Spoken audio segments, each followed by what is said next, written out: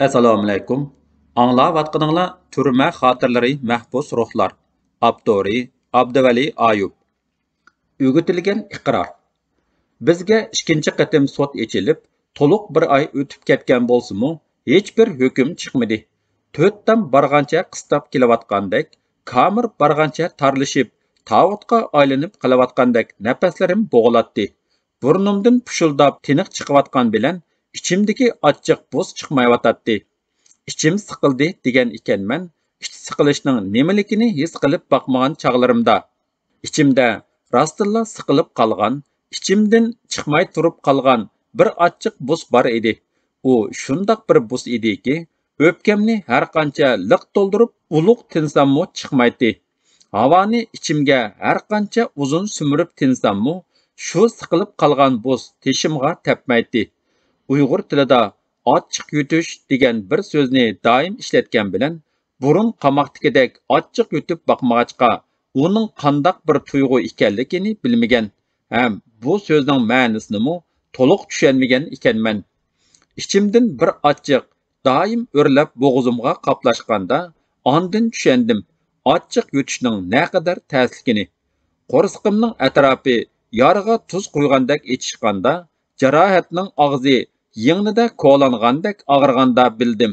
İçi içişmak, içi ağrış degan so'zlarning ma'nosini. Og'irgan ishni tutqili bo'lmaydi. Silab aram topqizishmi mumkin emas. Doim bo'g'zimga qoplashib turib qilayotgan ochiq bir narsani yutish shu qadar tas, qussish asla imkonsiz edi. Kamerning echilmas eshigini kulrang degimmo kelmaydi. Külning rangi u qadar ko'rimsiz emas. Küldümü otning qalduq tapdi tepib turdi. U qo'g'shin ranglik, yoq, semunut ranglik ishik manga tirik jonlarni dam tortadigan ejderhaning og'izdakla ko'rinadi. Chunki bu ishikdan chiqqan mahbus ya g'azabdan qizarib, ya qo'rqinchdan sarg'ayib, yoki og'riqdan injiqlab kiratdi. Koridorga, quyoshliq dunyoga tutashgan u ishik ochilganda hech kim "Xo'sh, men uyga mondim. Men qutuldum" deb chiqmaydi. Kamerga ya havolanmaga qaraydigan eshik ochilib, shamol kirmaydi. Yoki koridorga qaraydigan eshikning rujaklari ochilib, havo almashmaydi.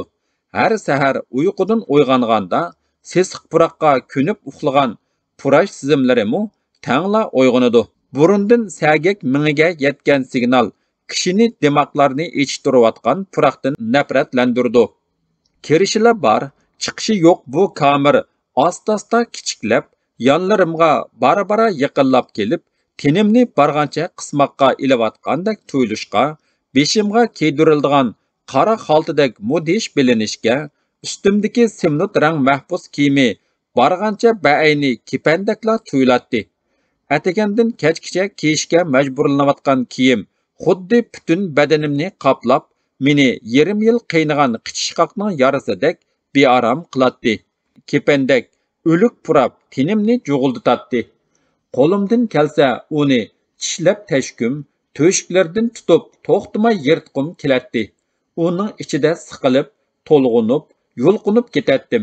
Har qarsam uni ko'ydirgim, parchilig'im yoki yoqidan tishlagancha chaynab purkivatgim kelatdi.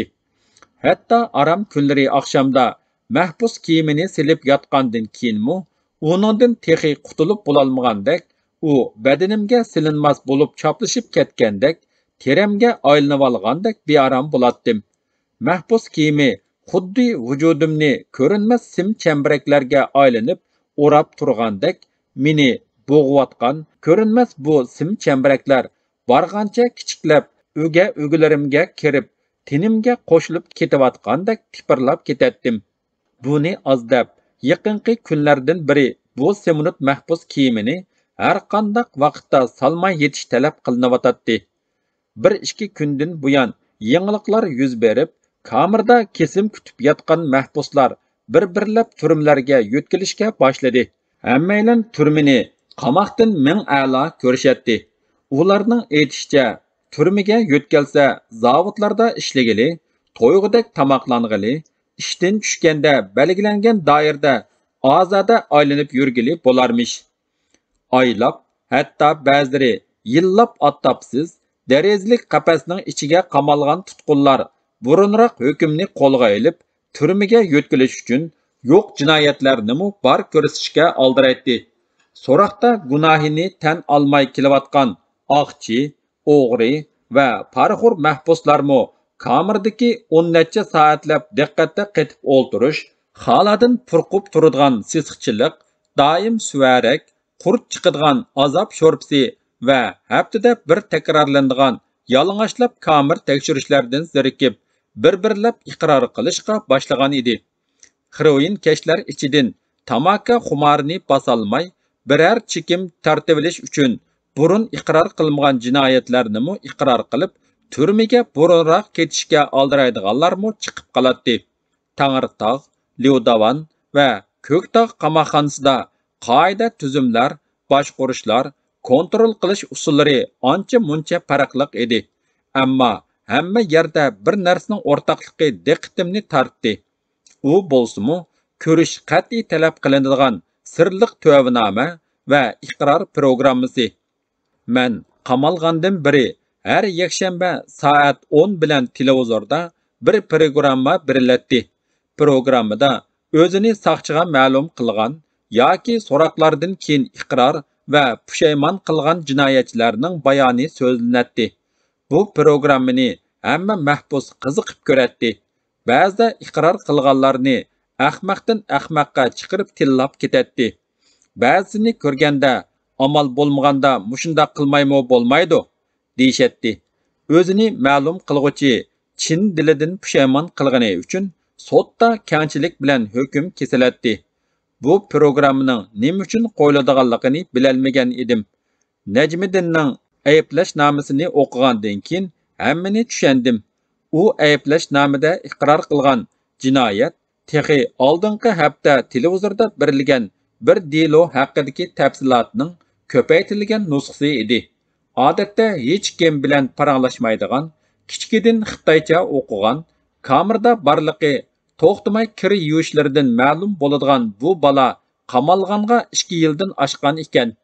Oradan shuncha uzoq o'tgan bo'lsa-mu, dalil yetarlik bo'lmag'achqa taftish mahkamasining ayblashini saqlab, delosi ilgari basmagan ekan.